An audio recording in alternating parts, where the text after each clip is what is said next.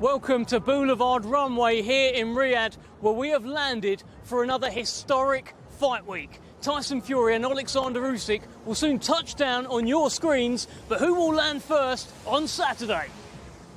Well, the first fight was an absolute cracker. Tyson Fury and Alexander Usyk shared 12 brutal rounds, 12 bruising rounds, 12 chaotic rounds, and now they're going to do it all over again. Who will be landing on Saturday night? It was an absolutely incredible fight. We're in an absolutely incredible venue here. We've got my co-pilots, my trusted co-pilots, who I assure you won't be winging it tonight, Mr. Andy Clark and Matt Macklin. How are we? Good, Dev, and yourself? Very well, thanks. Yeah. Did that joke land? You see, you got the follow-up. What a combo. Delayed reaction. Yeah. In boxing parlance, that was first and third, wasn't it? Yeah, absolutely. Gents, I've got to gauge the excitement levels. This is how I find out, and I can already sense it from you, Andy. You're here. You're ready to go. Talk to me about this fight. You hyped? Yeah, absolutely. And I said to you a few minutes ago, didn't I, that this week already feels really, really big, because fight week builds generally day by day.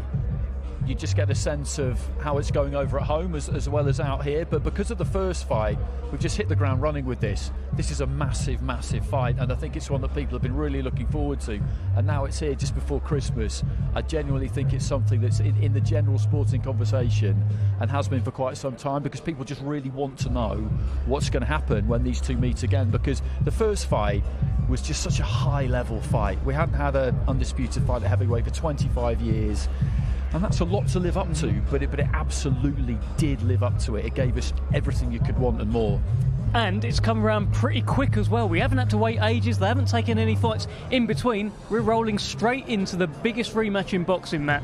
Dev, I was hyped about this rematch on the way home from the last one. Yes. Because it was such a good fight. I think it exceeded expectations. We hoped it'd be a good fight. It was historical, first undisputed of the four-belt era, two undefeated fighters. Usyk stepping up from cruiserweight, beating AJ twice. It had everything, and it exceeded expectations. It was a dramatic fight.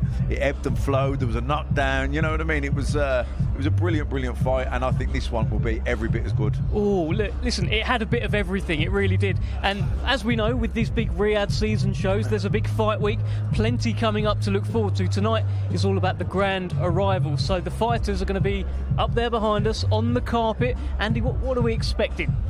I don't think we're expecting them to give away an awful lot. I do feel like Fury has come into this fight week in a different frame of mind to when we saw him in May. It's not an enormous difference, but you were around him last time on the Monday, as was I, and we both were yesterday. He cooperated yesterday completely. He played the game, you might say. He did everything that he was supposed to do, but there was an edge to him yesterday that I didn't think there was at the start of the week in May, because he's coming into this off the back of a defeat, and he talks about just shrugging it off and getting over it, not really having to process it. But I think to an extent he has been sitting in it since it happened. I don't see how you could not. What's your take on it, Matt? Because if you're in the Tyson Fury camp, this is his first fight coming off a defeat. But from some of the interviews, he thinks he won. He's got people around him telling him that he won as well. One judge had him winning the fight as well. So has he counted it as a loss? What do you think is going on? Well, that's it. It's not like he got beaten up, you know what I mean, in that fight, or got outboxed, outclassed. It was a close fight, Even if he, whether he won it or he lost it, it was nip and tuck, wasn't it? So he's going to look at that and think, you know what could I have done better? And there are always things you can do better, and there are things, and there were things I did well that worked. I can do those again, and maybe a bit more of those. He'll have analysed his performance without any shadow of a doubt, and his team. He hasn't made any changes to his team, but I'm sure they had conversations as well. There was a lot talked about, in the corner. There was a bit chaotic and blah, blah. But, it'd be quite extreme to suddenly get rid of the corner. These are people who've been with you. Andy Lee's his first cousin. His dad's his dad. Sugar Hill's been with him a long time. These are people who have got your confidence, who have earned your trust and confidence. To suddenly then just write them off because it got a little bit chaotic, that would be an extreme thing to do. You don't necessarily need to do that. You just need to maybe sit down and go, look, lads, we're all human. Emotions running high, but it got to be, if I've had a hard round, I need one voice. I don't need too many people firing different things at me. So it's mad because when you get Fury, even John actually as well, away from the hype and the bluster, they talk a lot of sense. They're smart boxing people. Do you know what I mean? So they'll have been very pragmatic, very logical about everything that happened in the fight, good and bad. And I don't think they need anything major extreme to happen. They just got to do what they did last time, but just do it a little bit better.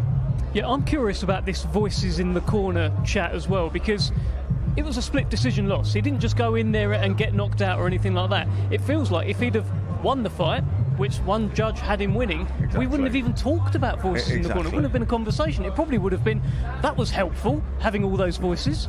That's the rocket up his arse he needed. That's what I'm saying. Exactly. No, I agree with that. I agree with that, because you're always going to analyse things more when you lose than if you win, and people will analyse them on your behalf more when you lose, and you're their fighter. But Andy Lee, for example, said to him, win these last 2 rounds and you're undisputed champion. You look at the cards and he was right. Yeah. If he got out and won those last 2 rounds, he would have been undisputed champion. So I think he's experienced enough Fury to understand what he needs to listen to and what he doesn't, to be honest with you. And he's used to his dad. He's used to his dad. And I'm not saying that what his dad was saying was nonsense. It's just traditionally it's not helpful to have more than one voice. What is interesting, though, is that last Monday of Fight Week, we had some proper chaos, courtesy of John Fury. He's not here. Not that I've seen. I haven't seen him. Not that I've seen yet, no. Anyway. So that's maybe something. I'd imagine it will be at some point, though. Yeah, I'm sure. And like I said before, John Fury, forget the hype and that. Mm-hmm. When you're talking sensibly about boxing, he knows he's boxing. You know what I mean? And him and Tyson, they'll be on the same page with most things. And that's a voice that has been there throughout his life. I am curious to see if he does turn up later in the week. I'm sure he will. But tell me this, Alexander Usyk. So you had a bit of time with him yesterday. I did as well, Andy. What are you sensing from Alexander Usyk? Is it just the same old Usyk? Yeah, I think so. He's very, very consistent in terms of his personality. He doesn't seem to really deviate or change. I don't think I've ever really encountered him where I've felt that he was in a bad mood, or he really didn't want to be there, or he was hard work. Sometimes he doesn't say all that much, but he'll say it with a sly grin on his face, like he knows what's going on. He knows that you want him to say more, yeah, and he could say more, but he's not going to. It's that kind of mischievous game playing you get with him. I don't feel like that will have been any different probably from quite early on in his professional career, even in his amateur career. One thing he said to me which I found interesting was that he says the feeling you get from winning, the feeling he's got from winning has never really changed from his first amateur win. It's still that joy. He's not relieved that he hasn't lost. It's not that. It's still that childlike joy. Well, let's head over to our MC, Thomas Treiber. For reignited Usyk Fury 2, a great night of World Championship Boxing to be held this Saturday from the Kingdom Arena in Riyadh, Kingdom of Saudi Arabia. We would first like to thank the Kingdom of Saudi Arabia and the custodian of the 2 holy mosques, King Salman bin Abdulaziz Al Saud, His Royal Highness the Crown Prince Mohammed bin Salman, and His Excellency, Chairman of the General Entertainment Authority, GIA, Turkey, Al Sheikh. This great event is being brought to you by Riyadh Season and the General Entertainment Authority, GIA, with Frank Warren for Queensberry Promotions, Eddie Hearn for Matchroom Boxing, Bob Aram for Top Rank Incorporated, Gold Star Promotions, Gypsy King, K2 Promotions, Boxer, Wasserman Boxing, Boston Boxing, and Sella, along with their great sponsors: Saudi Tourism Authority, Saudi National Bank, STC, Dr. Suleiman Al Habib Medical Group, Saudia Airlines, New Muraba Development Company, Tahunia, Lucid Motors, and Al Tanfidi. A big thanks to those great sponsors. This great event will be shown worldwide and in the UK on DAZN and also in the UK on TNT Sports Box Office and Sky Sports Box Office. And now, ladies and gentlemen, the time has arrived. Let's get the grand arrivals started. Our first two fighters competing this Saturday in a scheduled 10-round contest. It will be for the WBC International Heavyweight Championship. Let's first welcome the challenger coming to us from Mexico. He brings a professional record consisting of 10 wins, just 1 defeat, 1 draw, 4 of those 10 wins coming by way of knockout. Ladies and gentlemen, here is Edgar Ramirez.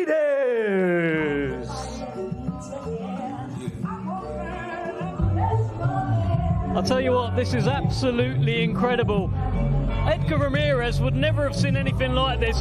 I'll be honest, I've never seen anything like this as he steps off of a plane, a red carpeted plane, to join us here. Incredible scenes, Andy. It is, because we're used to seeing new things at these events, and as you say, I don't really know what to say, because it's kind of otherworldly, just stepping off this huge aeroplane, and there's a few of them that they built in Boulevard World, in Boulevard City. This is where you go if you're an aeroplane enthusiast. Absolutely. It's called Boulevard Runway. We're here tonight for all of the grand arrivals. The fighters will be stepping off the plane, joining us. They'll do a quick interview with DAZN up on the carpet. And this is Edgar Ramirez we're looking at. Heavyweight in action on Saturday night. Bit of heavyweight action on the undercard. We're excited about that, right? Yeah, definitely. I mean, what an opportunity, what an experience for a fighter where he is in his career to be on a card like this, soaking it all up. And he truly is soaking it up as well, Edgar Ramirez. He's taking a nice slow walk, isn't he? And why not? Why not? This doesn't happen to you every day. Absolutely not. And listen, even if he doesn't win, a good performance could mean he gets invited back, and he's enjoying it. Little shoulder roll there from Edgar Ramirez up on the stage. Actually boxed Joe Joyce in the amateur days in the World Series of Boxing. I'm sure you were ringside with your popcorn, Andy. Edgar Ramirez, how does it feel? ¿Cómo se siente estar aquí? No, pues me siento muy emocionado, muy contento de estar aquí con todo este público, con toda esta gente que me ha recibido muy bien. Y pues muy emocionado, muy feliz. I'm very happy, I'm very excited because all this audience welcoming me, I'm very excited about this opportunity. With that being said, you will be in the first couple of fights and you're representing Mexico. Not many heavyweights coming from that country. How much pressure do you feel? Obviamente estás entre las primeras peleas y no hay muchos pesos completos que vienen de México. ¿Cuánta presión sufres en este momento? No, pues es una presión bastante por representar a todo México, a toda mi gente en los pesos completos. Pues me siento muy feliz, muy contento, vengo a hacer mi trabajo y pues vengo a darlo todo como buen mexicano. Well, I feel a little bit of pressure because obviously I'm representing a whole country, the country of Mexico, but I'm very excited, very happy to be here, and I'm going to be doing exactly what we all do as Mexicans, which is leave it all on the line. Thank you very much, and I'll see you soon. Muchas gracias y te veo pronto. Gracias.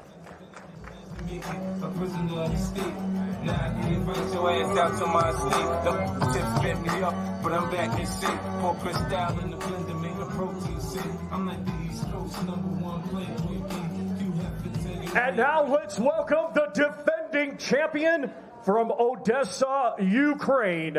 He brings an undefeated record with 13 wins, 10 of those 13 wins coming by way of knockout. Here is the reigning and defending WBC International Champion, Andriy Rampage Nowitzki. Here comes the man they call Rampage. Boxed on the Knockout Chaos show back in March. Second fight in Riyadh. He did so well last time out. Got rid of Juan Torres in 3 rounds that night. 29 years old, managed by Igis Klimas. And a good Ukrainian heavyweight, Andy.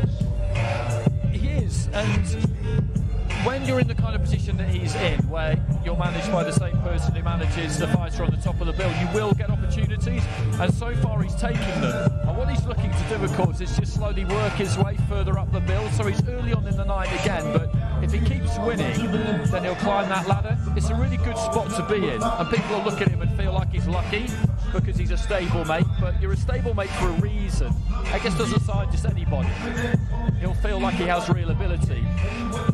And if he can put on a good performance, then, as I say, next time he'll be lucky to climb up the order a bit. Absolutely. Well, he's 13-0 now, 10 knockouts. And since that knockout that he scored back in March, he has had 3 wins since then. And he'll be looking to get another win this year to end the year on Saturday night as another Ukrainian in action supporting Alexander Usyk.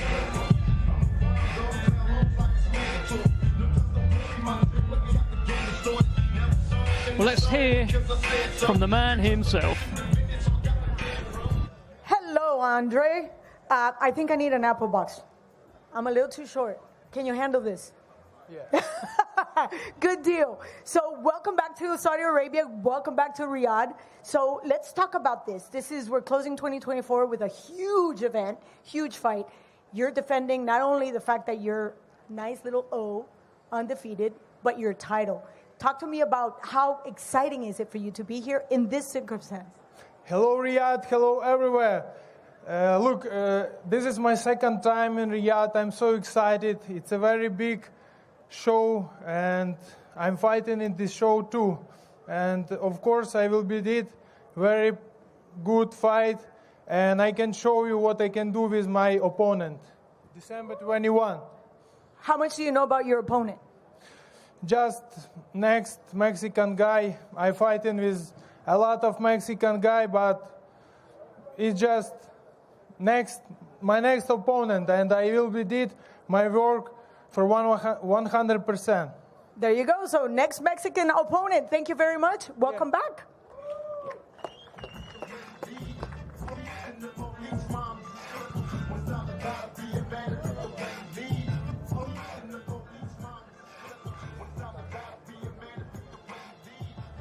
Let's continue our next 2 fighters competing this Saturday in a scheduled 10-round contest. It will be for the vacant IBF International and vacant WBA Continental Light Heavyweight Championships. First, let's welcome, coming to us from Toul, France. He brings an undefeated record with 14 wins, 4 wins. Coming by way of knockout, here is Dylan Force Tranquille Collin. Well, here comes the unbeaten Frenchman, Dylan Collin. His first fight outside of France. He's a former French light heavyweight champion, 2-time kickboxing world champion. And actually, there's a little bit of family history. René Jacquet was the first WBC world champion from France, and he is a relation of our friend here. Bit of history, Andy. That is some absolutely top draw research. It really is. But he's unbeaten, isn't he? He's undefeated, and they both are in this fight.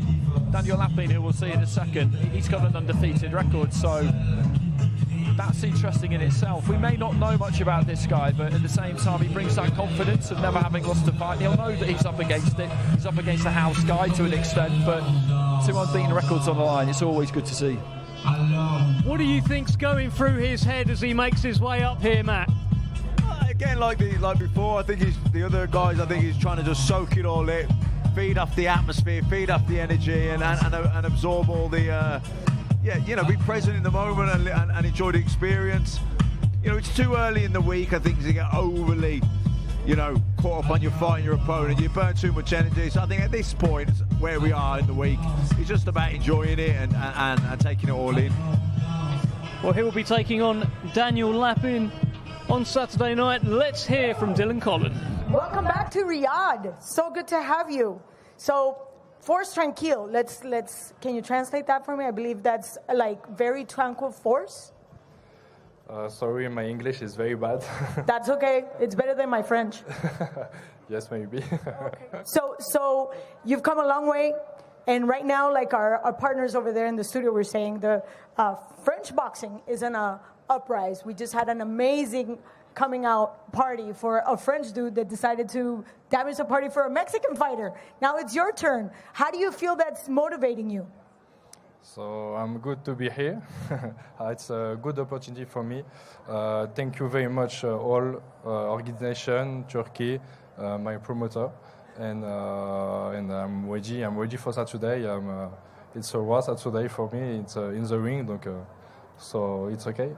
Well, bonne chance. Thank you very much. Merci beaucoup. I'll walk you out.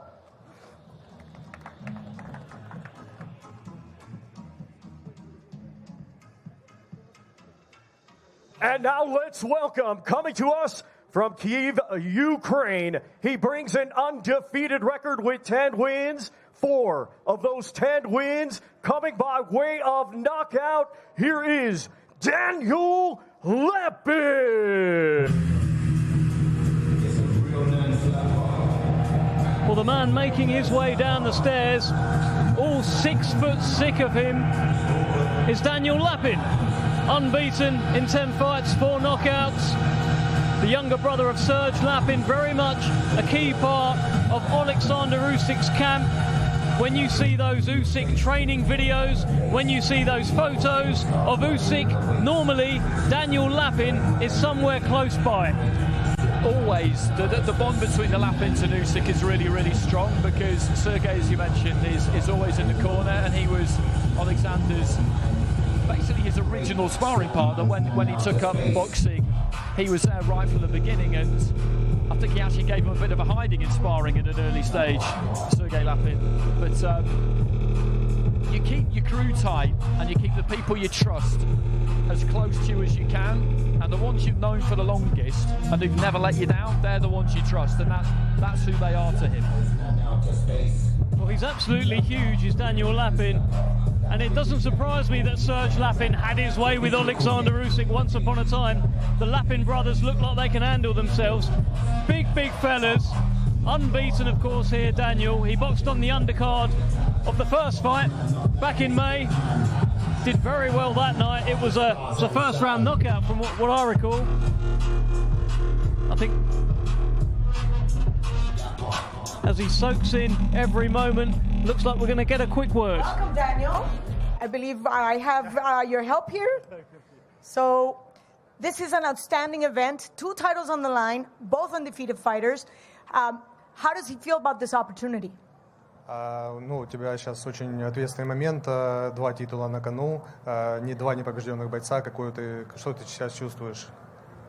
Я чувствую, что скоро у одного бойца будет одно поражение, и это не я. I feel that very soon one of the fighters will have 1 lose, and that will not be me. Yeah, 1-0's got to go. But you're still closing the year in a great event, and obviously there's heavyweights that are looking at the new upcoming talent. So how does that motivate him? Как тебя мотивирует то, что ты находишься сейчас здесь, и то, что скоро будет такое событие важное? Это для меня большая честь. Я прошел очень тяжелый сбор с чемпионом и настроен победить, настроен показать красивый бокс, красивую защиту. Будем работать. Спасибо большое Саудовской Аравии за теплый прием и за то, что вписали мое имя в эту историю. It's a big opportunity for me. It's a huge and great event for me, and I passed a hard training camp with the champion, and I will try and I will show the good boxing. And thank you for every person who involved in this process of organizers, and thank you to Saudi Arabia for everything that they do for boxing. Fantastic. Thank you so much. Thank you. Thank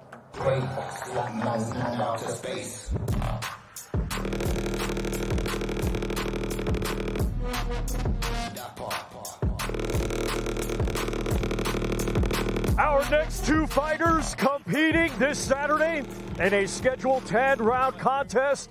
It will be for the vacant WBC International Featherweight Championship. First, we will welcome from Edinburgh, Scotland. His professional record consists of 14 wins, just 1 defeat, 1 draw, 11 of his 14 wins coming by way of knockout. Here is the former British, Commonwealth, and European champion, Lightning Lee McGregor. Well, Lightning Lee McGregor there, introduced as a former British, Commonwealth and European bantamweight champion. He did all of that in 10 fights. He raced there very, very quickly indeed. He's overcome a few obstacles. He hasn't had it all completely easy since then, but he believes he is on the right track and that lightning will strike on Saturday night against Isaac Lowe. He's a really good fighter. He has been for a long time. He was a really good amateur and he made sensational progress, as you outlined there, as a pro. Had that terrific fight with Cash Farouk. Everybody was set for the rematch, but unfortunately Cash had to retire. But a European, British and Commonwealth champion. That was all at bantamweight, and one thing I could never really understand was how he managed to make bantamweight and stay strong enough to stand up, to be honest with you, let alone win a fight. He's up at featherweight now, and I think it'll do him some good. I'm really looking forward to seeing what he's got with those extra pounds on him. Yeah, there's been plenty of needle in the build-up, and we like that. We like it, Matt. I don't know, maybe you don't like it, I don't know. I like it when the fighters are having a go at each other at pressers. Him and Isaac Lowe have done that. Dev, I like it when it's legit. I like it when it's legit, and I feel like it's legit between these two. Absolutely. Well, let's hear from Lightning Lee McGregor. Thank you, Ade. We're all talking about your smile. How happy are you to be here? Yeah, so happy. It's a surreal moment, but I'm soaking it up, enjoying it, and really, really excited for the weekend. Yeah, we saw that beautiful smile as you came from the... Tell me something about the plane. Unbelievable. You need to be on it to experience it. It's just that you can't really explain it. It's just absolutely amazing. Words can't describe it. It's something I've just never, ever experienced before. And hopefully it's just the first of many. And on that note, this is another opportunity for a title. How does that compare, that feeling? You're just very close to getting up in the ring. With that feeling that coming down from an amazing plane into this crowd that's actually waiting for you to fight on Saturday. It's just amazing, and again, I've got the chance to change myself and my family's life this weekend, and I've put absolutely everything into my training camp. I've left no stone unturned. I'm fully prepared for whatever my opponent brings, and I firmly believe I'm going to come out victorious and bring that belt back home to my daughter. And just between us, how much lightning do we have in those hands for Saturday? We'll see on Saturday. There you go. Thank you very much. Thank you.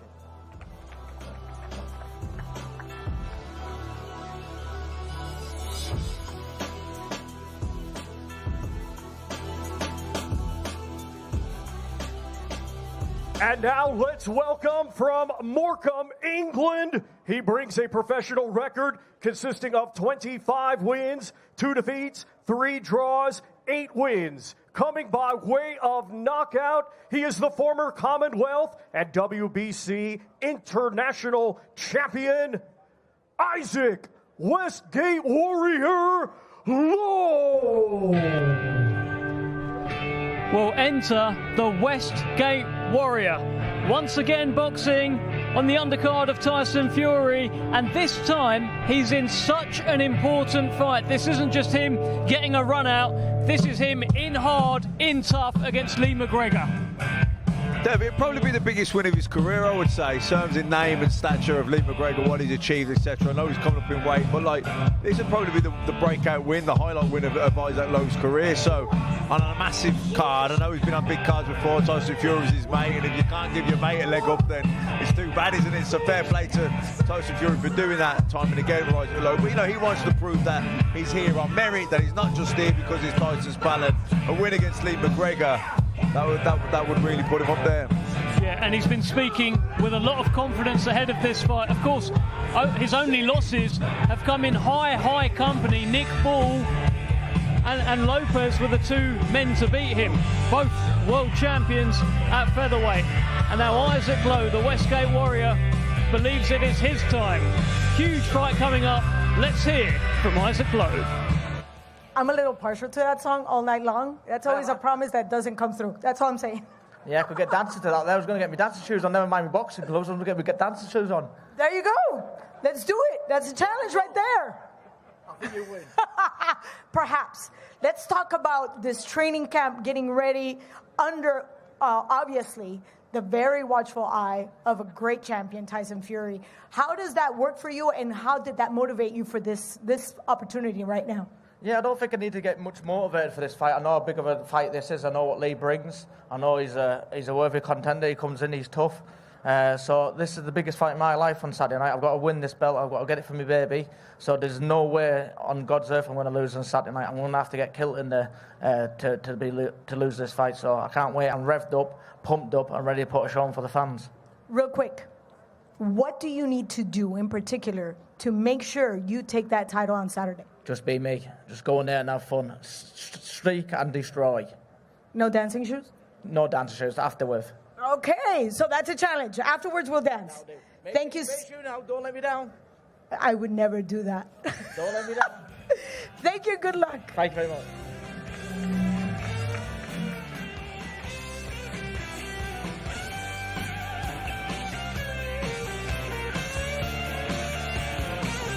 Our next fighter competing this Saturday in a scheduled 10-round international super bantamweight contest. He will be challenging the undefeated Rhys Edwards from Wales. Let's now welcome from Liverpool, England, a 2020 Olympian, now with a professional record of 10 wins, just 1 defeat, 6 of those 10 wins coming by way of knockout. He is the current WBA international champion, Peter Blood McGrail.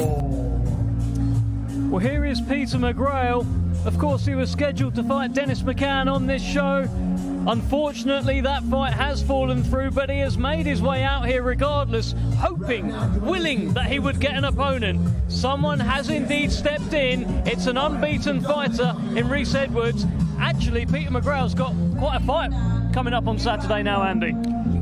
It's amazing, really, that they've managed to get that good an opponent at this kind of notice. It means it'll be a featherweight rather than super bantam, which won't affect him too much, given that he found out at the start of the week. I don't think people really understand how good he is, because in that Tokyo Olympic cycle, him and Pat McCormack were the two standouts, but because he didn't do it at the Olympics, he didn't get that much attention. But he did so well as an international amateur, and that one defeat, he was absolutely bossing that fight, was winding up for the finish himself, and then just walks onto a right hand that got cleaned out.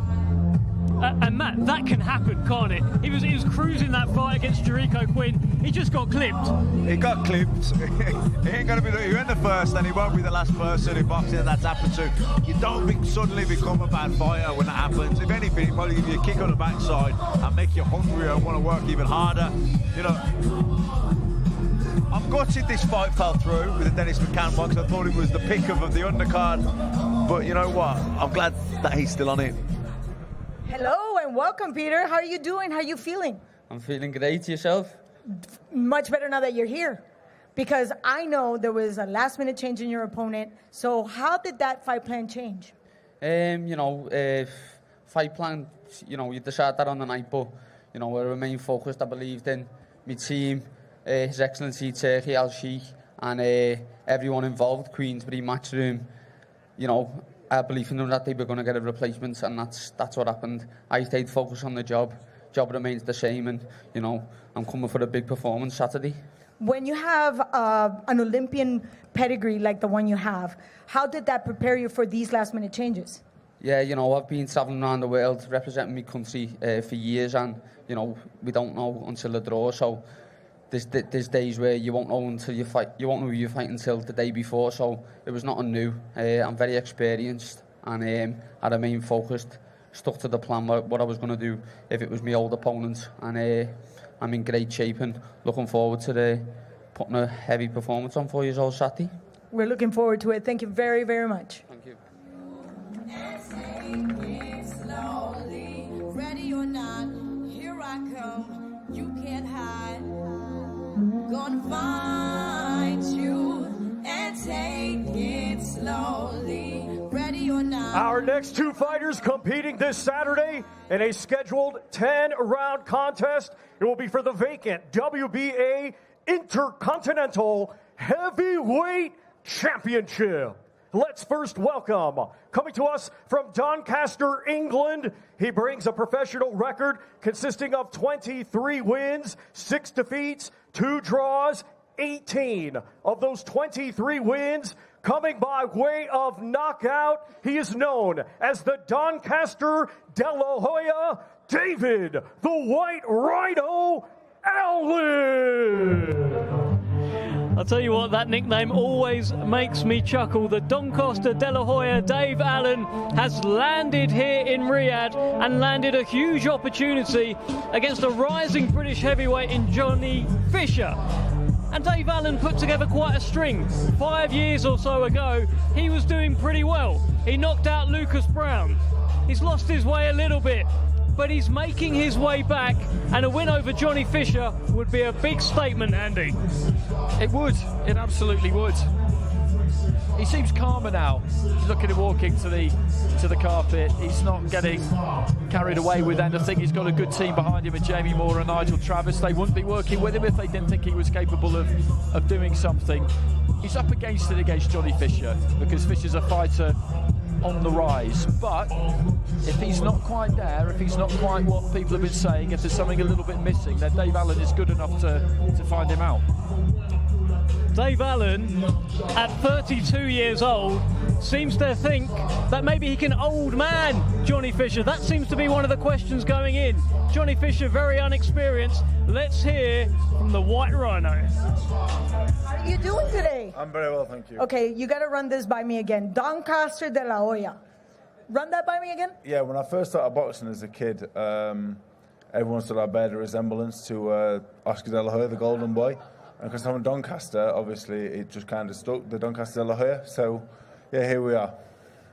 Okay, De La Hoya. Yeah. Not De La Hoya, De La Hoya. Yeah. Just a few pounds heavier.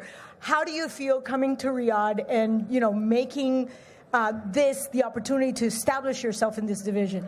Yeah, very fortunate to be here. Yeah, very grateful. It's a massive opportunity. And I guess one at my age, I wasn't sure would come, but it's here now, and I plan to take it with both hands. There you go. There you have it. We look forward to seeing you on Saturday. Thank you.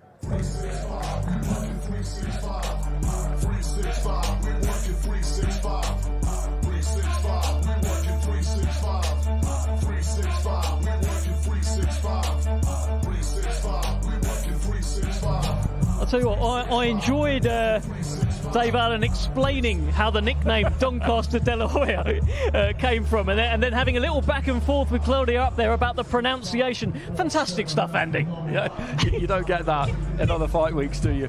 He's great fun, Dave Allen. Yeah. Like you said, 5-6 years ago, he was kind of at his peak, and I remember him knocking out Nick Webb at the O2, which was a massive win for him, and then that win against Lucas Brown. And he's taken some incredibly hard fights. Those defeats coming against the likes of Luis Ortiz, Dillian White, Tony Yoka, David Price, Fraser Clark. I mean, he's really taken on some tough jobs, so you can't begrudge him any opportunity he gets. You just can't. But he's tough. He's so tough. We've seen him in camp with Alexander Usyk, right? He's been in camp with everyone. There must be a reason why he gets in those camps and invite him back. He does have some talent. Big chance for him on Saturday. Yeah, look, he's tough, but he has got ability as well. Do you know what I mean? And I think sometimes maybe a lack of ambition or maybe a lack of self-belief just held him back a little bit. But, he's a character. Boxing needs characters. It gives value for money, and he can spring the upsets up. Andy mentioned the Nick Webb fight. That was a brilliant win for him way back. So, if he's got ambition, he could spring the upset. This does feel like one of those fights where we just find out where Johnny Fisher is. It's one of those measuring sticks fights. That's how they'd be looking at it if you're on the Johnny Fisher side. He hasn't done too many rounds so far, Johnny Fisher. This could be the man to take him rounds. Yeah, he could be, because they've been stepping Johnny up and he's done everything that's been asked of him. He had a good win against Harry Armstrong. He won an area title. Then they stepped him up against Alan Babbage, and the idea was that Alan Babbage would give him a bit of a test, and it just never happened because he caught him in the first 10-15 seconds, and all of a sudden the fight was over. So there were still question marks there, and that's just inevitable. And if you're Team Fisher, if you're Mark Tibbs, I think you're kind of hoping that he gets asked a few by Dave Allen. There's got to be question marks for a while for Johnny Fisher because he's very much learning on the job. He didn't have a big amateur pedigree behind him, but he's a popular kid. He gives everything he's got. He's exciting to watch, and it's a good story. And this is Dave Allen's the right fight at the right stage in his career. There's a feeling that Johnny Fisher is now who Dave Allen was a few years ago, and actually, His Excellency Turki Al-Sheikh is now making his way to watch the rest of the Grand Arrivals. Absolutely fantastic to have him here. I'm sure he'll be across all of Fight Week. Hey, these fights wouldn't be happening if he wasn't getting involved. So just a big thank you from me, really, and probably a thank you from you as well, Andy, and you, Matt. Yeah, everybody. Definitely. Yeah, absolutely. There's no hiding from the fact, should anybody want to, which they shouldn't, that this is all happening because of his input and the huge input from Frank and George Warren there too, because we keep getting these cards, and then look at the one we've got in February. I mean, that is absolutely absurd, that card. It's so good. Well, that's definitely up the ante, hasn't it? That February card's outrageous. It is relentless. It's big fight after big fight after big fight. And every time they release a fight card, we're like, oh my God, that's the best fight card ever. And then they release a promo, and we're like, oh my God, that's the best promo ever. You look at that February card and you just think, well, that's pay-per-view finish for anyone else now. How'd you find that? I'm not sure that you can. As His Excellency takes his seat, Thomas Schreiber gets into position. Let's hear from him. Ladies and gentlemen, we are very honored to have joining us here today His Excellency, Chairman of the General Entertainment Authority, GIA, Turki Al-Sheikh.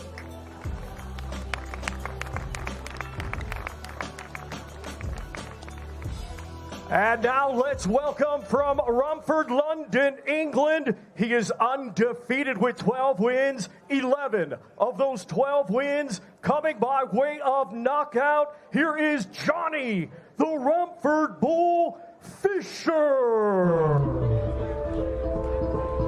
Well, from Romford to Riyadh, here comes the Romford Bull, Johnny Fisher, making his way to the stage, making his way down those steps. He doesn't look out of place at all.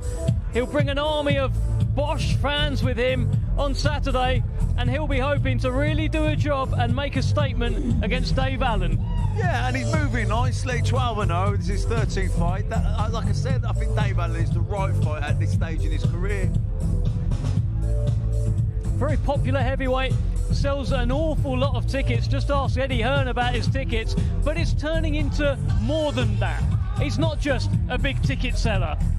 There's ability there, there's talent there, there's power, and there's world rankings. They're starting to get behind the Romford Bull, Andy. And there's also a really good attitude and a level head and a good team. And he's one of these people who is grounded enough and intelligent enough to take it step by step. He's got that fan base, and that's massive. It's so important. But he knows that there is work to be done, and he's more than willing to do it. And step by step, that's the way to do it. It's a step at a time. Absolutely. Absolutely that, as he shadow boxes on the stage. I'm just looking out to see where his father is, Big John Fisher. Well, let's hear. Maybe we'll get the answer now. Hey. Hello. And that was a long flight. It was. Did you get some Chinese food? I didn't this time. I've been on a strict no Chinese diet, but my dad, Big John's, on his way, and he'll be clearing up all the chicken balls. There you go. With that being said, 12-0, 11 of those wins coming by way of knockout.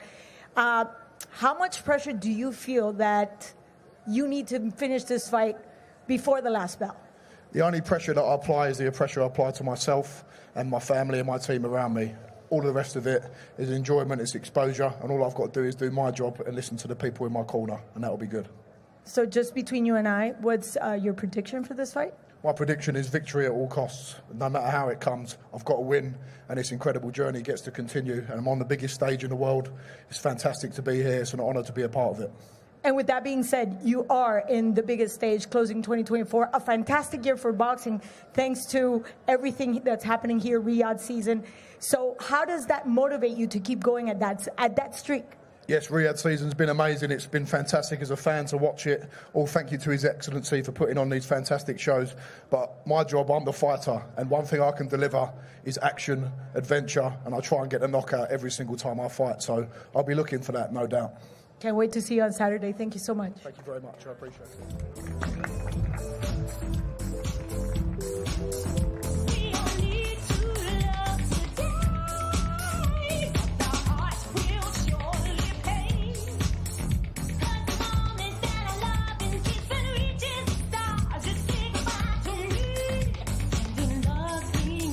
Our next two fighters competing this Saturday in a scheduled 6-round international super featherweight contest.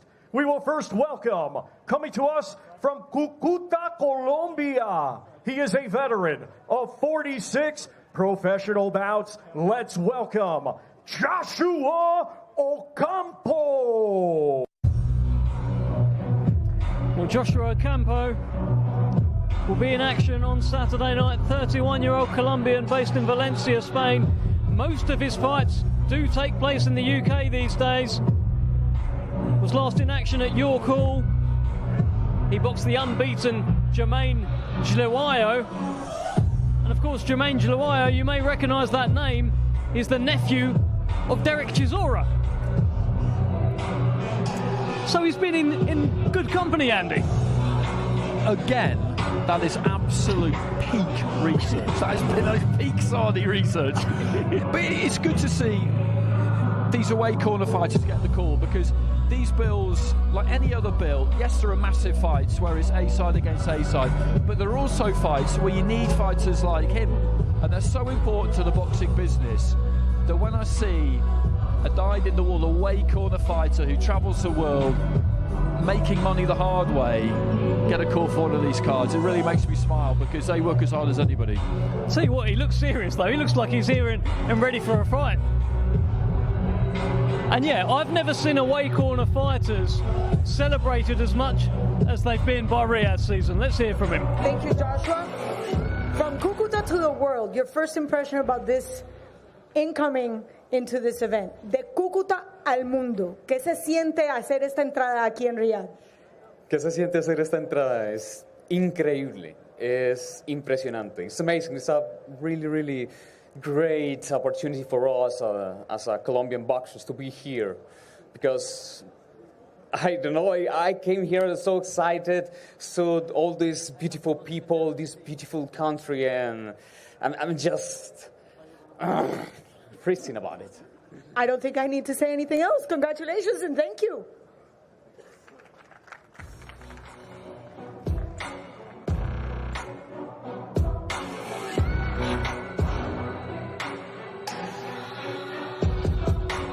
And now let's welcome, undefeated with one victory, he hails from right here, Riyadh, Kingdom of Saudi Arabia. Here is Mohammed Ali Arrival. Well, Mohammed Ali Arrival, very much a Riyadh man through and through. Made his debut here on the Artur Beterbiev Dmitry Bivol show. This is fight number 2. He did well that night, of course, picked up the win. Trained by Joe Gallagher and has a dream to become a world champion and represent Riyadh. And Matt, you know him, him from, of course, the Gallagher camp. Good kid. Yeah, I do, yeah. I've seen him train. I've watched him up there in Manchester with Joe Gallagher in Joe's Champs camp, and I've seen his pro debut as well. He was pretty impressive, well scored for someone who's had so few fights, amateur fights, inexperienced really, well schooled, kept his composure, and it's such a big card in Riyadh. His home, Saudi Arabia's home, his home country. You'd imagine emotions were in high section, but he really held his nerve, held his composure, boxed really well. Welcome, Mohammed. So good to have you here. You're already going into your second professional bout. Yes. You're in your backyard representing Riyadh and opening the event. How much pressure do you feel right now? No pressure, I'm very happy and excited. I can't wait. I got my first pro debut over and done with. It should be light work now. There you go. We look forward to seeing you on Saturday. Thank you very much. Thank you very much. Left hand is looking all crispy, right hand pouring a drink is risky. Roll past so you're rolling with me, till I hate move along swiftly. Our next two fighters competing this Saturday in a scheduled 10-round contest. will be for the WBO Intercontinental and vacant WBA International Heavyweight Championships. Let's first welcome from Gold Coast, Australia. His professional record, 22 wins, just 1 defeat, 14 of those 22 wins coming by way of knockout. Here is the former Australia, former WBO Asia Pacific, and former IBF Intercontinental Champion, Dempsey the Tower McKee. Well, here comes the man they call the Tower. 6'6" southpaw Australian heavyweight Dempsey McKee takes on Moses Itauma on Saturday night, and on paper he is by far the toughest test of Moses' career. This is a man who has his own ambitions, his own dreams of becoming a world heavyweight champion. He's spoken with a lot of belief, and he believes it's just too early for Moses. Exactly that. Like you just said there, he's got his own plan here. And I think a fire burns inside of him, because athletes from Australia and New Zealand, apart from dry off attire, are generally quite laid back and easygoing, aren't they? But he looks at this, I'm sure, and thinks, listen, I know you think you know what's going to happen here. I know what the plan is here, that I might give your man, the next star, the anointed one, a few rounds, and then he'll get me out of there. But I've got news for you. I'm an experienced fighter, I'm a tough fighter, I'm a strong fighter. That is not what's going to happen. And he is also a fighter that has had an entire camp dedicated to Moses Itauma. He's not just a fighter that got a phone call. Let's hear from the Tower. About being a Tower. Obviously, perspective is everything. Welcome. It's so good to have you here. Now we have 2 titles on the line on an evening full of stars, specifically our main event being heavyweights. How does that motivate you? Yeah, obviously I want to contend for a world title myself, you know, so coming away with a big win here against Moses is going to propel me into a world title fight. So, you know, all eyes on Moses first. Come Saturday night, I need to come away with a good performance, look good doing so, and make sure I get another return invite here on the beautiful Riyadh season. How important is it for you to make a statement on Saturday? It's everything, you know, coming off a loss in my last fight, you know, against Herkovich for a final eliminator, you know, so I want to get straight back into the top. And, you know, Moses has a world ranking that I want and I need. And, yeah, it's going to propel me into big fights. Well, thank you very much. We look forward to seeing you on Saturday. Thank you very much. I would also like to say a big thank you to Turkey Usyk for putting us on and putting another amazing show on. So, yeah, you're doing great things for boxing, so thank you very much. Thank you.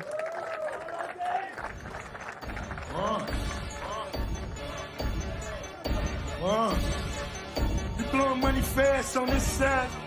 And now let's welcome from Chatham, Kent, England. He had a stellar amateur career and now as a professional is undefeated with 10 wins. 8 of those 10 wins coming by way of knockout. He is the reigning and defending WBO Intercontinental Champion, Moses Itauma. Well, this is a real glimpse into the future. There is a feeling that when this current crop of heavyweights retires, this will be the man to carry the heavyweight division forward. Just 19 years old, unbeaten as an amateur, unbeaten as a pro, but in the toughest fight of his career on paper on Saturday night. It is on paper. Experience Dempsey McKee has. You'd imagine he's going to take this guy into deep waters of problems, but at the same tune, I wouldn't be shocked if it ended early, because this kid is really something special. Not just got the power, he's got the ability, the timing, the skill set. He's got the lot. From what I've seen, anyway. He does appear to have everything. Dismantled Marius Wack within a couple of rounds. Did it in a way that no one's done it. Some people were calling him a heavyweight Manny Pacquiao. He's big, he's southpaw, looks the part, and just looks at home on the big stage, Andy. He does, absolutely. Marius Wack was supposed to take him a few rounds, but he looked like he'd seen a ghost. And welcome. So good to have you here. Thank you very much. Thank you for having me. Thank you for His Excellency Turkey Al Sheikh, Frank Warren, George Warren for putting on this amazing show. I love being part of the Riyadh season once again. This is my 4th time here and I love it. Well, we love to have you here, and this time your title is on the line. Yep. And once again, our very smart and very savvy gentlemen are saying you're basically already looked upon as being the next Anthony Joshua or the first Isaac. How does that feel? I mean, it is nice to compare yourself against a two-time heavyweight world champion. Obviously, I haven't proved nothing yet, but it's nice to hear these things. But everybody's on their own path, and I'm here to set my own path also. Well, we look forward to seeing that path develop. Thank you very much. Good luck on Saturday. I'm the alpha and the omega, the star player, you're a liar, big capper, a pump faker, seen you around, but you're never involved, a spectator, you see the spirit of ecstasy, you see the pen taker. Well, that was interesting. Of course, being compared as a potential future Anthony Joshua. I'll tell you what, though, I don't think he's a future Anthony Joshua. I think that's the first Moses Itauma. I think he could really set a benchmark if he fulfills all the potential that he has. Agreed, and he's got rock solid self-belief. Half expected him then to politely say, I appreciate the comparison, but I think I'm going to do better than Anthony Joshua. Competing this Saturday in a scheduled 12-round contest. It is a eliminator for the WBC Super Welterweight Championship of the World. We will first welcome, coming to us from Leeds, Yorkshire, England. He brings a professional record consisting of 13 wins, just 1 defeat, 6 of his 13 wins coming by way of knockout. Here is Ishmael, the Black Panther, David. Well, stay in the gym, stay in shape, keep your phone on, and don't give up, and you might get a call. Ishmael Davis keeps getting that call and keeps saying, yes, please. Another opportunity, and it's come because you just stay in the gym, stay ready, keep your weight down, and be ready for the call when it comes, and it's come, and he's answered it again. And, mate, you know, this time he might go that little bit further and get the upset. Well, of course, he will be taking on Sergey Bohachuk. Bohachuk was scheduled to take on Israel and Madrimov. Madrimov had to withdraw. He's no longer fighting. He's just stumbled there. Not a great sign for Ishmael Davis, but he's gone from fighting Israel to Ishmael. And he stepped in just like he stepped in against Josh Kelly at Wembley Stadium. Keep your phone on, Andy. Absolutely. It's a very different kind of challenge, this, and that's what really interests me, because with Kelly, he knew he would have to track him, he would have to chase him to an extent, keep the faith that he would get to him, which he did do right towards the very end of the fight. With Bohachuk, it's going to be right in front of him, walking him down from the off. So it's a completely different fight. You couldn't have 2 more different opponents. You really couldn't. It's a fantastic fight. I think we're going to hear from Claudia, who joins Ishmael Davis. This is a man on a mission with a lot of things that he wants to do right. What is it that you need to do on Saturday to make sure you have no regrets? I just need to show everyone who I am. They've only seen a little bit, but on Saturday night you're going to see who I truly am. Against a tough opponent, he's going to come forward and he's going to bring the best out of me. And we look forward to seeing that. Thank you so much. See you Saturday.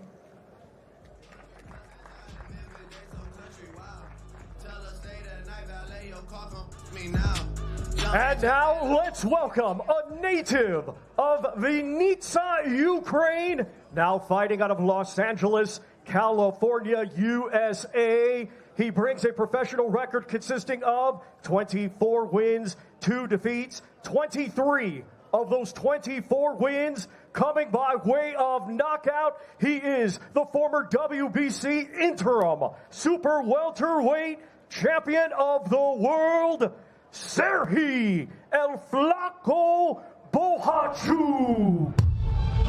Well, here is Sergey Bohachuk, heavy-handed Ukrainian tough man, coming off a majority decision loss to the brilliant Virgil Ortiz in August. But he had Ortiz over a couple of times, had him in all sorts of trouble in that fight, and he believes, along with a few others, that he should have got the nod that night. Was meant to be fighting Israel Madrimov on this card. Madrimov had to withdraw. He's got Ishmael Davis on Saturday, but he's a talented fighter, Andy. He is. It was a hell of a fight against Virgil Ortiz. And what's been good is that, yeah, okay, he didn't get the decision, but it hasn't seen his stock drop. He got a big opportunity straight away again. As you say, he thought he was going to be Madrimov. Now it's Ishmael Davis. He won't really care because he'll know that good performance here, and it's winner stays on, isn't it? We'll probably see him again, and he's really good to watch. And we've got to be honest, this is a tough fight for Davis. Absolutely it is. It really is. He'll be under no illusions about that either. I'll tell you what, one thing we are witnessing with these Riyadh season shows, if there are pullouts, if there are injuries, replacements tend to come in. But the fights don't fall off. Peter McGrail came out here not knowing if he was going to fight or not, but banked on it happening. He got his wish. Peter McGrail fights. Sergey Boachuk, he fights as well. And there is Alexander Usyk poking his head out of an aeroplane. What scenes here in Riyadh, Andy Clark? I wonder if he can fly a plane. I wouldn't be surprised if he can, you know. I wouldn't be surprised if he can at all. He can do just about everything else. I think listen, we may well be about to take off. He may take all of us with us. Long time no see. May I just push over just a tad bit so I can get the camera? There you go. So, pressure, but there's a lot more. What can we expect of you on Saturday? Big show coming up for me. Good fight coming up. I'm ready. It will be interesting. I'm show my fans. I show Ukrainian fans and the interesting and very, very interesting boxing. Well, we look forward to seeing you box and put pressure. Thank you so much. Thank you.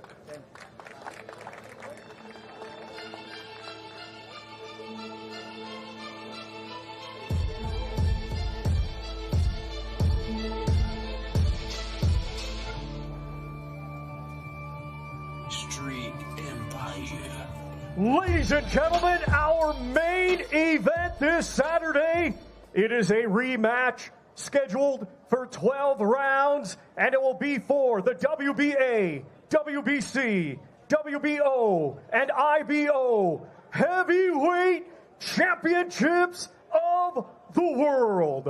Let's first welcome the challenger from England. His professional record consists of 34 wins, just 1 defeat, 1 draw, 24 of those 34 wins coming by way of knockout. He is the former lineal, the former unified, and the former WBC heavyweight champion of the world, known as the Gypsy King, Tyson Fury. Well, here comes the Gypsy King, Tyson Fury. For the first time in a long time, he is the challenger. For the first time in a long time, he's the underdog. And for the first time ever, he enters a fight week with a loss on his record. But there has been a menace about him this week. There has been a meanness. The beard is longer than ever. He looks ready to go to me, Andy Clark. He absolutely does, but that sense of humour is still there. You could see him as he came down the steps, just mimicking the fact that he might be about to trip over. And believe me, that long flight of stairs, that will have given heart palpitations to Spencer Brown and also to Edgar and to the manager or trainer of every fighter on the card, Matt, because walking down that long flight of stairs from the top of the plate to the tarmac, I mean, anything can happen. You just want them to get to the bottom in one piece. Yeah, I mean, it's your nightmare, isn't it? If you're one of the organisers, one of the managers, the promoters, you just don't want anything happening now. We're here now, you know, we don't want this week any slip of the ankle or anything. Well, Tyson Fury, a little bit of shadow boxing on the stage. We're going to hear from him very shortly, from Claudia, who's been brilliant on the interviews tonight. Let's hear from the Gypsy King. Gypsy King is here, the biggest show in town. How does it feel to be back in Riyadh? The only show in town, the Gypsy King. Get up. How different is it this time? Pretty much the same. Biggest event of my life. So, yeah, pretty much the same. One biggest event to the next biggest event. Looking forward to putting on the show, as always. You look very lean. How much of your weight today is your beard? Yeah, a lot of me weight's my beard. It's giving me strength like Samson. There you go. What can we expect different in round number 13? I'm going to knock him out. I'm going to give Turkey what I promised him in May, a cooked rabbit in his kitchen. We're looking for my promise. You promise that tonight? Yeah. We look forward to the weigh-in. We look forward to the workout. what is your favorite moment of this whole week? Favourite moment is getting my hand raised on Saturday night. And the new! There you have it. Thank you so much. And of course, we're going to have a whole week of celebrations. I look forward to chatting with you. Thank you. Thank you. Thank you.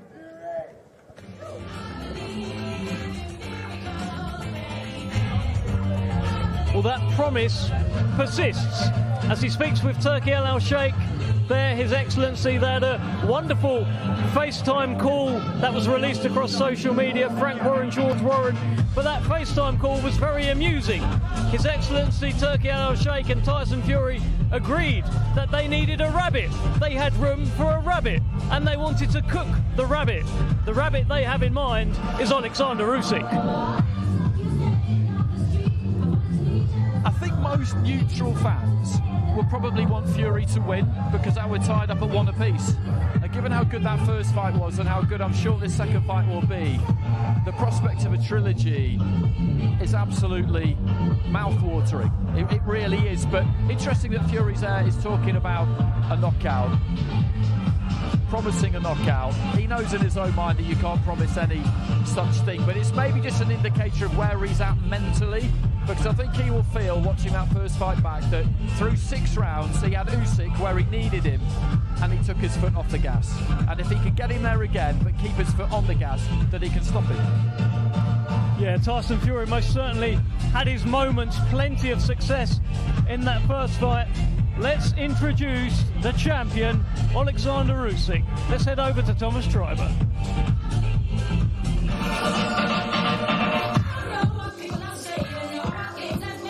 And now let's welcome the defending world champion from Ukraine, a 2012 Olympic gold medalist, now undefeated as a professional with 22 wins, 14 of those 22 wins coming by way of knockout. Here is the undefeated, former undisputed world champion. And this Saturday night, the reigning and defending WBA, WBC, WBO, and IBO heavyweight champion of the world, Alexander Usyk.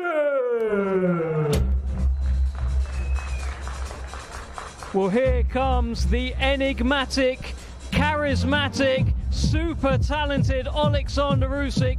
He was undisputed at cruiserweight. He stepped up to heavyweight. He said, I want to be undisputed at heavyweight. He beat Anthony Joshua twice, Daniel Dubois, and most recently Tyson Fury to sweep up all of the belts in the marquee division. He's some man for one man. And my estimation of him has gone up because he's obviously a fan of Technotronic, Pump Up the Jam. I mean, this is a great song to come into as well, it really is. And just look at the get-up there. He's a man for the big occasion, isn't he? He's a showman. He's the main character. He's got main character energy, Mac. Big time, big time. He's walking to the red carpet now and up onto the stage and they're like a king. Has he borrowed that from your wardrobe, Andy? Funny you should say that. We had a chat this afternoon about it. I feel very underdressed. I didn't get the memo. It's a good thing you didn't wear yours, Andy. You would have clashed. Let's hear from the champion. I know. Welcome. So good to have you here. Dapper. Let's talk about this outfit. Thank you, our dear friends. Can we explain? This is just absolutely fantastic. Можеш пояснити? Абсолютно фантастичний вигляд. I do like. It's my designer, Gasanova from Ukraine. I too like. Well, Thank you, Elvira. Elvira, does it come in extra small? I'm just saying. So, look at this. All waiting for you. Big show. You feel? Yeah, I'm very feel. Hello, Riyadh. I'm happy to be here again, Mr. Turki. Thank you so much. See you 21st December. I'm ready. I'm ready to fight. We just had Tyson Fury a few minutes ago, and he promised His Highness that he was going to knock you out on round number 13. What do you have to say about that?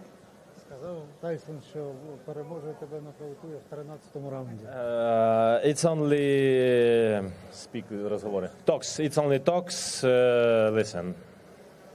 We'll see. It's God's will. There you go.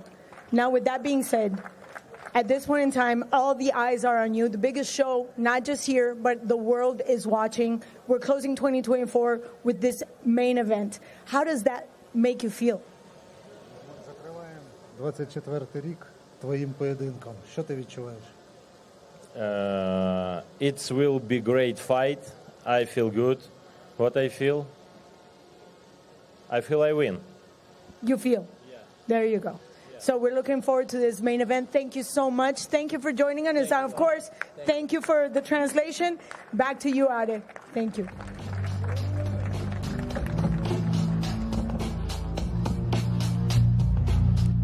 Well, that was the champion, Alexander Usyk, currently with His Excellency Turki Al Sheikh.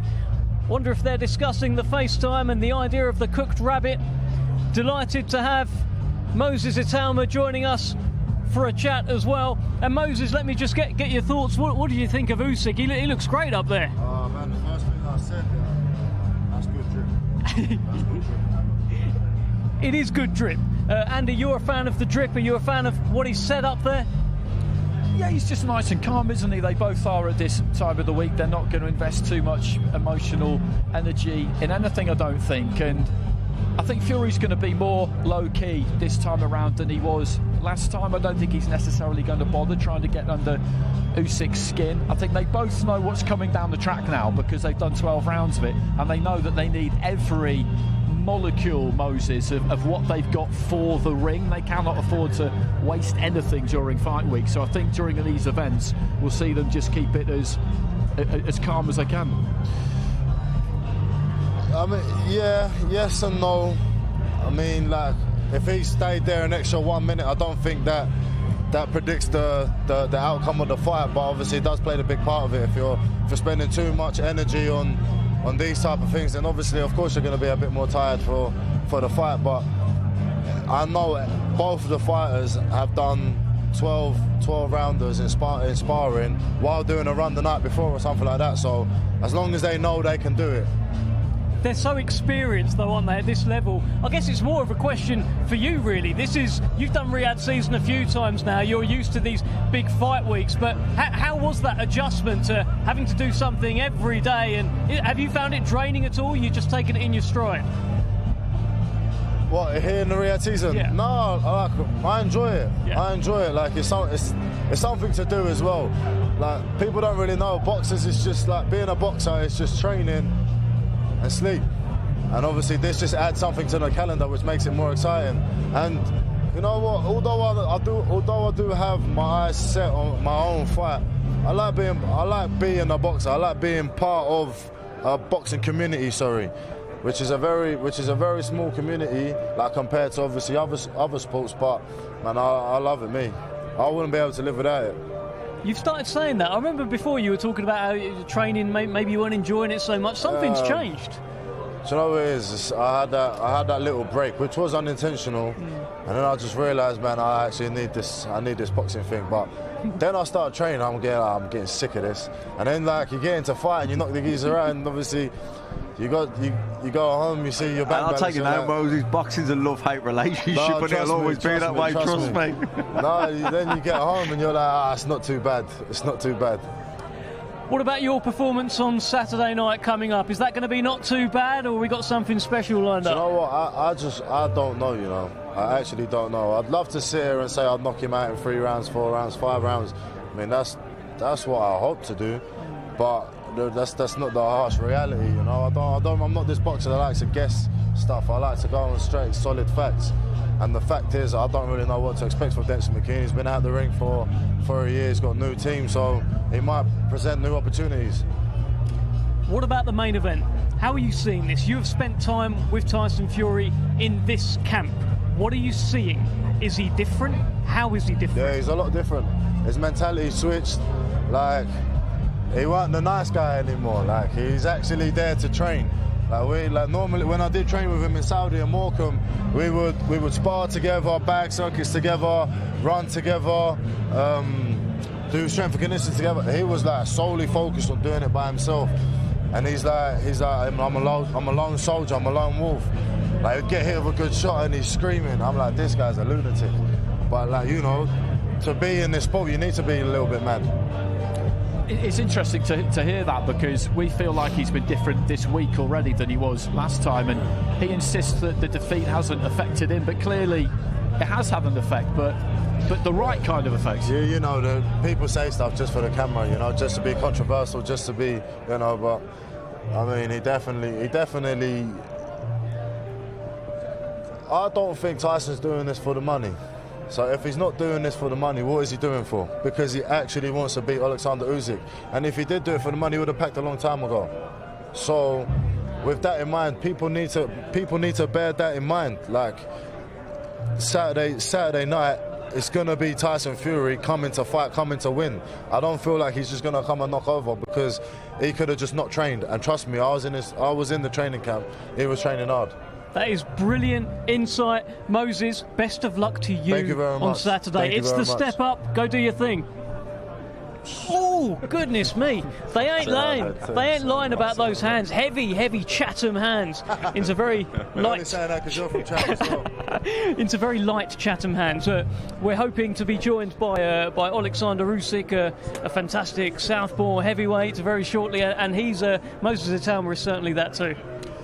Yeah, he is. And Matt, that's really good to hear, isn't it, about how Fury was during camp, because a defeat, I don't care who you are, it's going to really, really hurt, because he was undefeated. You know, he was the man. He expected to win that fight, and he's gone for the whole seclusion thing, hasn't he? Hasn't spoken to his wife for 3 months. I don't think he's taken a telephone call for 3 months, and what he's done is he's sat in it, he's stewed in it, he's hated it, and he's used all of that. He's fed off all of that. No, listen, that loss will have hurt him and hurt him bad. It's still hurting him.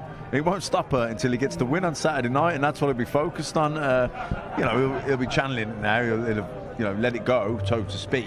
But you know, when you've had that loss, you don't really feel like it's behind you until you get your next win. And you know, obviously, it's an immediate rematch. It's a huge fight. Maybe a bigger fight than the first one. I don't know. It was. Because the first one was so good, it exceeded expectations. I think now the expectations for this one are even higher. I think we know we're going to get something special. I feel like we are anyway. I feel like both men are really going to perform. I think Fury's going to be better than he was first time round, and I think Usyk knows that and knows he'll have to match him. That's just it. Well, look, everything feels like it's about Tyson Fury. Can Tyson Fury get better? Can he be fitter? Can he, be bigger? Can he be walking him down, etc.? It feels like all the questions are around him. There's a feeling that Usyk is just consistently Usyk. Yeah, well, I think, Fury was the one who got cut. Fury was the one who probably didn't get the sparring that he might have had he had not had the cut. And he's the one who ultimately lost. So it is on him to make the adjustments and the adaptations. And I think he will do. I think he will. I think he will be joining us now. Alexander Usyk, the champion, is here, and I'm hoping we're just going to have this whole chat in English. Alexander, yeah. I love this. Where did you find this tiger? Maybe it's not tiger, maybe it's a cat. Maybe it's a cat. Maybe tiger, I don't know. Well, you look absolutely fantastic. Are you used to these big shows and this big Riyadh season feel now? Used to it? Yes, of course, it's a big show. We must watch the show. I do it. Tell you what, we've got Alex Krasik here who might come in and help us translate. But I'll tell you, Alexander's doing very well with his English here. Alex Krasik off camera is asking for money. But I'm sure you're going to get plenty on Saturday. Oh, Alexander, I wanted to ask you this. Tyson Fury says that he has not spoken to his wife and his family for 3 months. Not one word. What about you? Do you stay in touch with your family during these hard camps, or are you the same? Yeah. I'm not watching my family 5 months. Okay. I speak with my wife every day. every time, every second, every minute. My children too. It's helped me because it's my family. Listen, for me, doesn't matter what do Tyson. For me, matter what I do. So having your family, speaking to them every day, that helps you. Yes, of course, because my daughter, my both daughter, my little daughter Maria walk, пошла. Yeah, started to walk. Say mama, baba. Baba is like a grandmother. Baba. This is real motivated me. Alexander, we spoke this afternoon about the early days of your boxing career. You told me that the first 2 gyms you went to, the trainers told you no, you were too old at 15, they wouldn't train you. The third one you went to, the coach said yes. Imagine how different your life might be now if he hadn't said yes. Ти розповідав, що перші 2 зали, в які ти пішов, тобі сказали ні, ти вже старий. Уяви, що було б, якби і третій тренер тобі сказав ні. It's not possible. Because my coach is a very smart man. He watch my impulse. He watch my желание. Desire. And a lot of time again, I say, hey, why you take me with training, on training? Because I watch your eyes and could. Свечка, да? Candle. Candle. As like a candle, like a fire. I say, big fire on, little big fire. Alexander, whenever we have you in fight week and we ask you, what do you think about the fight? What do you think about Tyson? You always say, I'm thinking about going to sleep or thinking about having my food. I don't think about Tyson. When do you start thinking about the fight? When do you start thinking about Tyson? Коли тебе питають, про що ти думаєш, ти говориш, що точно не про Тайсона, думаєш про те, як піти поспати, про те, як пообідати. Але коли вже ти остаточно починаєш думати про Тайсона? First round. Step in the ring. First round. Bam. Okay, come on. I'm here, my friend. And when he does come to you, your friend on Saturday, what do you think is going to happen? І коли він в суботу до тебе підійде, що ти думаєш почнеться? Fight. He's done me there, hasn't he? I've been wanting to ask you this since the first fight. When you won in May, it's such a big fight. It's the realisation of a dream in many ways. What does that feel like? How did you feel when it was announced that you had won? Перший поєдинок, коли ти виграв, неймовірний поєдинок, це збулася мрія. Що ти відчув в цей момент? Слава Богу, все закінчилося і закінчилося гарно. Thanks God it all finished and it finished in the right manner. That fight in May, hard fight, grueling fight, you were battered, he was battered as well. Do you think it took something out of Alexander Usyk? В тому поєдинку і ти був трішки покозаний, і він.